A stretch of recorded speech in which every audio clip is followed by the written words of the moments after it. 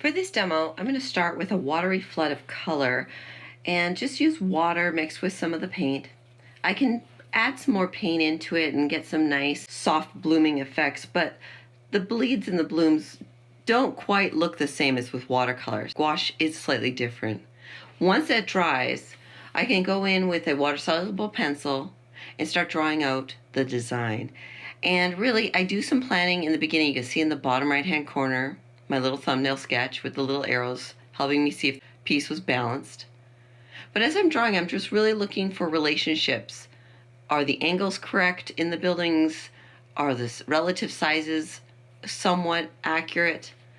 And then if I find that there's some dried areas beside blooms because the paper was too wet that I didn't like up in the top, for example, I can use a brush to kind of wipe those out. Once I start painting, I use the gouache with just a little water, not too much, enough to help the paint flow more smoothly. But now that I'm painting on top of a watery background that has dried, I don't want the paint to be too wet or it will just lift off some of that paint. So I go in just simplifying all the shapes, looking at big shapes, squinting as I look at my resource material, not putting in any real detail. And even a lot of the color shifts that I'm going to do later with value or temperature, I would do a little bit towards the end once I have most elements in. With the greens, I always like to have multiple greens. People say greens can be hard to do. I just think of having some dark greens, some light greens. I'll add brown to the green here and there to dirty up the green so it's not so pretty, and add yellow and white to lighten it up a smidge. For some of the background areas of bushy trees, I just put in a basic shape without a lot of detail, and then I can go in later, add some highlights, pop out some sky dots here and there, and make them look a little bit more like trees. But to start, it's just big shapes. When I squint my eyes, what do I see? Then I paint it. And I do a lot of thinking. What do I see? What value is it? What color is it? Then I put it in simply, mix some more paint, add a highlight here and there. And as I continue working, adding layer upon layer with gouache, you have to be really sensitive about how much water you're using.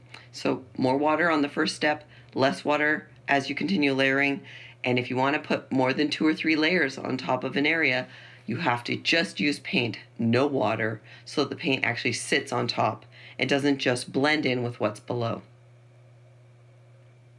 As I continue painting, I start to work to a smaller brush, and any large swashes of dry brush I want to do, I can use a wide brush.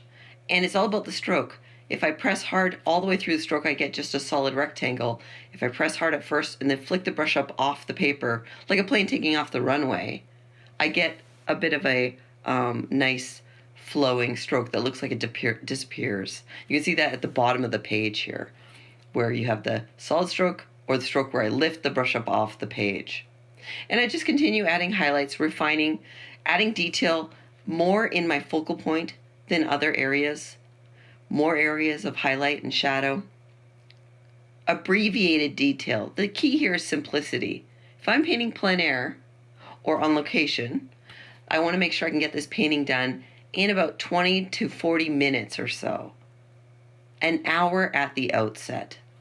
So it's really about picking up color information and trying to think about simplifying your shapes.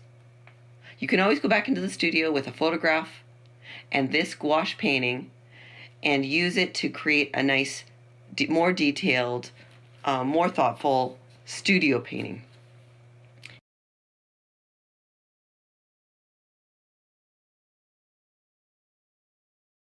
Anywhere I have big trees that are dry, you can see here on the side, I dry brush with my dark value. Then I can take my script liner and add in the trunk later for the detail.